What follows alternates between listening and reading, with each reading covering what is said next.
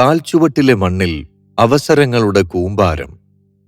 21-ാം നൂറ്റാണ്ടിൽ എത്തിനിൽക്കുന്ന മനുഷ്യപുരോഗതിയുടെ ഏതവസ്ഥയിലും പച്ചമണ്ണിന്റെ മണവും ഗുണവും നമുക്ക് കാണാനാകും. മനുഷ്യന്റെ ഭൗതിക സാഹചര്യങ്ങളിലെ വികസനമാണ് മാനവ പുരോഗതിയിലേക്കെത്തുക. ഏത് വികസനമാണെങ്കിലും ഈ മണ്ണിൽ ചവിട്ടിനിന്ന് വേണം നടത്താൻ.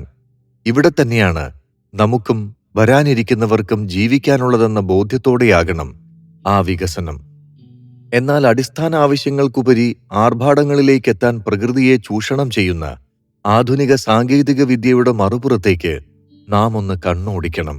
സൂക്ഷ്മമായ ആലോചനയും ഭാവിയെ കണ്ടുള്ള നിർണയവും ഏത് വികസനത്തിനും വേണം.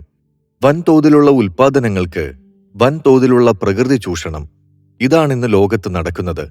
ഇങ്ങനെ ഗുരുതര പ്രതിസന്ധികളിലേക്ക് പരിസ്ഥിതിയെ തള്ളിവിടുന്നതിന് പകരം മണ്ണിനെ അറിഞ്ഞ് മണ്ണിന്റെ ഗുണം കൈമാറാനുള്ളതാണെന്ന് മനസ്സിലാക്കിയുള്ള പ്രവർത്തനമാണ് ശാസ്ത്ര സാങ്കേതിക മേഖലയിൽ കൊണ്ടുവരേണ്ടത്. ഏതൊരു സംസ്കാരവും ജനിക്കുന്നത് മണ്ണിൽ നിന്നാണ്. നാം ജീവിക്കുന്ന ചുറ്റുപാടിന്റെ പരിപാലനം കൃത്യമായി മനസ്സിലാക്കിയാകണം കണ്ണടച്ചു തുറക്കുമ്പോൾ ഏത് സൗകര്യവും വരുന്ന സാങ്കേതിക വിദ്യകൾ കൊണ്ടുവരേണ്ടത്.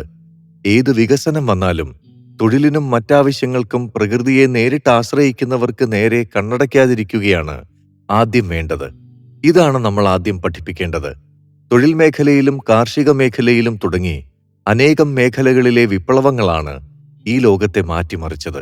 ഈ പാതയിൽ തന്നെ പ്രകൃതി വിഭവങ്ങളുടെ സംരക്ഷണത്തിനും സീസൺ ബേസ്ഡ് മെറ്റീരിയലുകളെ ഉപയോഗപ്പെടുത്തിയുള്ള സംരംഭങ്ങൾക്കും വലിയൊരു വിപ്ലവം തന്നെ തീർക്കേണ്ടിയിരിക്കുന്നു.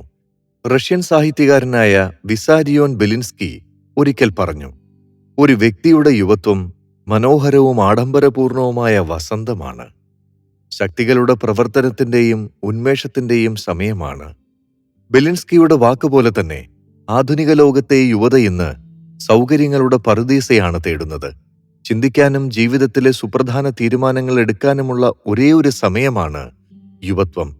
ഇന്ന് പല മേഖലയിലും സാങ്കേതിക വിദ്യയും നിർമ്മിത ബുദ്ധിയും, അതായത് ആർട്ടിഫിഷ്യൽ ഇന്റലിജൻസും അടക്കി വാണുകൊണ്ടിരിക്കുകയാണ്.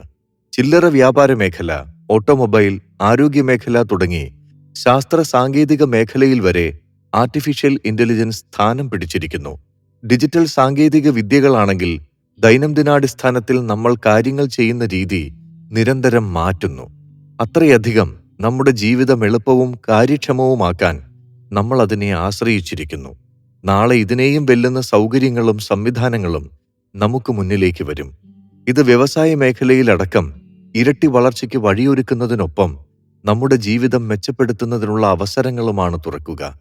പല രാജ്യങ്ങളും ഈ സാങ്കേതിക വിദ്യ തങ്ങളുടെ രാജ്യത്തിന്റെ വികസനത്തിനൊപ്പം രാജ്യ താൽപര്യത്തിനനുസരിച്ച് നിൽക്കുന്ന വിദേശ രാജ്യങ്ങളുടെ വികസനത്തിനും പൗരന്മാർക്കും എങ്ങനെ ഉപയോഗപ്പെടുത്താൻ കഴിയുമെന്ന ചിന്തയിലാണ്.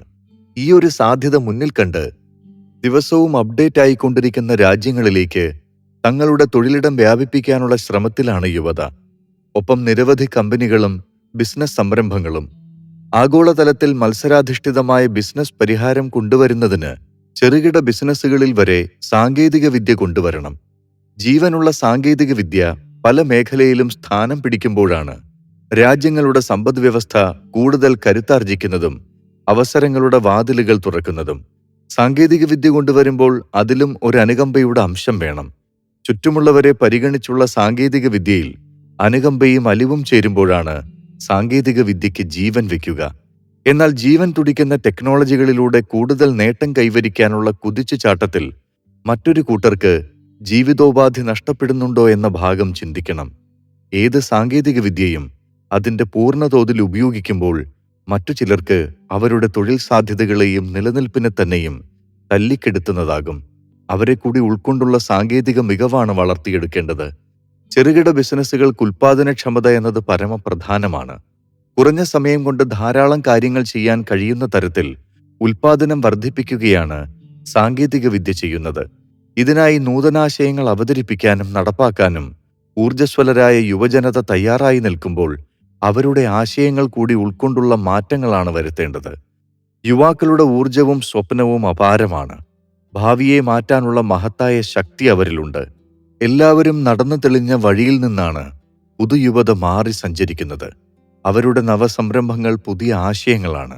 വൈവിധ്യ ആശയങ്ങളിലുള്ള സംരംഭങ്ങൾ എവിടെയും മാറ്റങ്ങളുടെ നവലോകം തീർക്കും. ഊർജ്ജസ്വലരും ഉത്സാഹഭരിതരും നൂതനവും ചലനാത്മകവുമായ സ്വഭാവവുമുള്ളവരാണ് ലോകത്തിലെ യുവത്വത്തിലധികവും, പ്രത്യേകിച്ച് ഇന്ത്യയിൽ. ഭൂമിശാസ്ത്ര ഘടന നോക്കുമ്പോൾ യുവശക്തിയാണ് ഇന്ത്യയുടെ ചാലകശക്തി. ഇവരുടെ സ്വപ്നങ്ങളാണ് രാജ്യത്തിന്റെ ഗതി നിർണയിക്കുക. ഈ സ്വപ്നങ്ങൾക്കാണ് നാം ജീവൻ നൽകേണ്ടത്. രാജ്യത്തിന്റെ സാമ്പത്തിക, സാംസ്കാരിക, രാഷ്ട്രീയ വികസനങ്ങളിൽ യുവജനങ്ങളുടെ പങ്ക് വ്യക്തമായി പതിയണമെങ്കിൽ ഏത് പ്രൊഫഷനെയും ഉൾക്കൊള്ളാനാകുന്ന വിശാലമായ വികസനമാണ് വേണ്ടത്. ഇതിലൂടെ മാത്രമേ സുസ്ഥിരമായ ജോലി സൃഷ്ടിക്കാനാകൂ. ഈ നൂറ്റാണ്ടിലെ ചെറുപ്പക്കാരുടെ ജീവിതാനുഭവങ്ങളും കാഴ്ചപ്പാടുകളും വ്യത്യസ്തമാണ്. അതിജീവനത്തിന്റെ പാഠം ചുറ്റുപാടുകളിൽ നിന്ന് പഠിച്ചവരാണ് ഇന്നത്തെ യുവത. മഹാമാരികളും പ്രകൃതി ദുരന്തങ്ങളും അതിജീവിച്ച് തങ്ങളുടെ ഭാവി ശോഭനമാക്കാനുള്ള പരമാവധി സാധ്യതകൾ എത്തിപ്പിടിക്കാനുള്ള തിരക്കിലാണവർ. ഏത് വിഷയവും ആഴത്തിൽ പഠിക്കാൻ കൂടുതൽ സമയം പാഴാക്കിക്കളയുന്ന മനോഗതി ഇന്ന് മാറിയിട്ടുണ്ട്. പഴയകാലത്തെ പോലെ മാസങ്ങളോളം എടുത്ത് പഠിക്കേണ്ടുന്ന വിഷയം ഇന്ന് ആഴ്ചകളിലേക്ക് ചുരുങ്ങി. എന്തുകൊണ്ട് നമ്മൾ ഇപ്പോഴും വിദേശത്തെ തൊഴിലിടങ്ങളെ ആശ്രയിക്കുന്നു എന്നത് വലിയ ചോദ്യചിഹ്നമായി അവശേഷിക്കുകയാണ്. അടുത്ത 1/4 നൂറ്റാണ്ട് കാലമെങ്കിലും മുന്നിൽ കണ്ട് സവിശേഷമായ സൗകര്യങ്ങൾ ഒരുക്കാനാണ് ഭരണകൂടം കണ്ണു തുറക്കേണ്ടത്. നിലവിലുള്ളതിനേക്കാൾ മുന്നോട്ടാണ് ചിന്തിക്കേണ്ടത്. നമ്മുടെ ചിന്തയും സമീപനവും ഭാവിയെ അടിസ്ഥാനമാക്കിയുള്ളതായിരിക്കണം. ഇതിനാണ് ജീവനുള്ള ടെക്നോളജി കൊണ്ടുവരേണ്ടത്. പുതിയ ചിന്താഗതിയും സമീപനവുമായി ഒരു രാജ്യം മുന്നോട്ട് നീങ്ങുമ്പോൾ അതിൻ്റെ വ്യവസ്ഥകളും മാറും. ഭരണകൂടങ്ങളുടെ പിന്തുണയോടുകൂടെ മികച്ച തൊഴിൽ സാധ്യതകളും സാങ്കേതിക സൗകര്യങ്ങൾ ഉപയോഗപ്പെടുത്തിയുള്ള തൊഴിലിടങ്ങളും വാർത്തെടുക്കാനാണ് ഫാക്കി ഗ്രൂപ്പ് ഓഫ് കമ്പനീസ് വൈവിധ്യ മേഖലകളിൽ നിക്ഷേപം നടത്തി ഓരോ പുതിയ ദിവസത്തിലും നവീന ആശയങ്ങളിലൂടെ പുതിയ ജീവിതോപാധികൾ യുവാക്കൾക്കും വനിതകൾക്കും ഭിന്നശേഷിക്കാർക്കുമെല്ലാം നൽകുന്നത്. വികസനം ആദ്യം കൊണ്ടുവന്ന് വിദ്യാഭ്യാസം നൽകുകയെന്ന രീതിക്ക് പകരം ആദ്യം വിദ്യാഭ്യാസം ശക്തിപ്പെടുത്തണം. തൊഴിലുകളെക്കുറിച്ചുള്ള ഉൾക്കാഴ്ചകളിൽ ഊന്നിയാകണം വിദ്യാഭ്യാസം. തൊഴിൽ സംബന്ധമായ വിദ്യാഭ്യാസവും മാർഗദർശനവും പഠന സമയത്ത് തന്നെയാണ് നൽകേണ്ടത്. അവനവൻ അനുയോജ്യമല്ലാത്ത ജോലിയിൽ ഒരാൾ പ്രവേശിച്ചിട്ടുണ്ടെങ്കിൽ അതിന്റെ ഉത്തരവാദിത്വം അവനോ അവൾക്കോ മാത്രമല്ല, നമുക്കുമുണ്ടെന്ന ബോധ്യം വേണം. തൊഴിലിനോടുള്ള ആത്മബോധം രൂപപ്പെടുത്തി നൽകേണ്ട ഉത്തരവാദിത്വം അധ്യാപകർക്കും മാതാപിതാക്കൾക്കും എന്ന പോലെ വിവിധ സർക്കാർ വകുപ്പുകളിലെ സെക്രട്ടറി റാങ്കിലുള്ള ഉദ്യോഗസ്ഥർക്കും പൊതുപ്രവർത്തകർക്കും സർക്കാർ പൊതുമേഖലാ സ്ഥാപനങ്ങളുമായി ചേർന്ന് പ്രവർത്തിക്കുന്ന സൂക്ഷ്മ ചെറുകിട ഇടത്തരം സംരംഭങ്ങൾക്കുമുണ്ട്. നിലവിലെ സിലബസിലെ വിഷയങ്ങളെന്ന പോലെ തന്നെ തൊഴിൽ വിദ്യാഭ്യാസ പാഠത്തിനായും പ്രത്യേക സമയം മാറ്റിവെക്കണം. ഇത് ഫലപ്രദമായി നടപ്പാക്കുന്നുണ്ടോ എന്ന് നിരീക്ഷിക്കുന്നതിനായി സർക്കാർ തലത്തിൽ ഉന്നതതല സമിതിയും വേണം. തൊഴിലിലെ ആത്മബോധം തൃപ്തികരമല്ലെങ്കിൽ യുവജനത ചരടുപൊട്ടിയ പട്ടം പോലെ അലയും. അതിനാലാണ് തന്റെ പ്രവർത്തന മേഖല ഏതെന്ന് നാം വിദ്യാർത്ഥികൾക്ക് തിരഞ്ഞെടുത്ത് നൽകേണ്ടത്.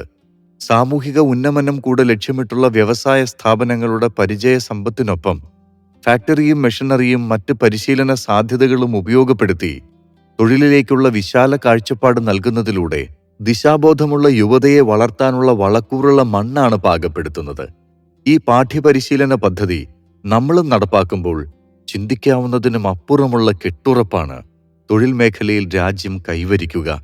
പ്രതിരോധ സംവിധാനങ്ങൾക്ക് വകയിരുത്തുന്നത് പോലെ തന്നെ വലിയ ധനവിഹിതം രാജ്യത്തിന്റെ സമ്പദ്വ്യവസ്ഥ വളർത്താനുള്ള വിശാല തൊഴിൽ കാഴ്ചപ്പാട് പദ്ധതിക്കും മാറ്റിവെക്കണം. അവസരങ്ങൾ ജീവിക്കുന്ന ഭൂമിയിൽ തന്നെ ഉണ്ടെന്ന് പാഠപുസ്തകങ്ങളിലൂടെ പകർന്നു നൽകണം. അവനവന്റെ വിശ്വാസം പഠിപ്പിക്കുന്നത് പോലെ തന്നെ മണ്ണിനെയും പ്രകൃതിയെയും പഠിപ്പിക്കണം. ആരും ചെയ്യാത്ത ജോലി നമ്മൾ ചെയ്യണം. പുതിയ തലമുറയെ ഈ ചിന്താഗതിയിൽ സജ്ജമാക്കാനുള്ള വിദ്യാഭ്യാസ നയമാണ് വേണ്ടത്. ഇന്ന് നമ്മൾ ചിന്തിക്കാത്ത പല ജോലികളും സമീപഭാവിയിൽ യുവാക്കളുടെ മുഖ്യധാരാ തൊഴിലുകളാകും. അതിനാൽ ഭാവിയിലെ കഴിവുകൾക്കായി നമ്മുടെ യുവാക്കൾക്ക് ജീവനുള്ള ടെക്നോളജികൾ ഒരുക്കി നൽകണം.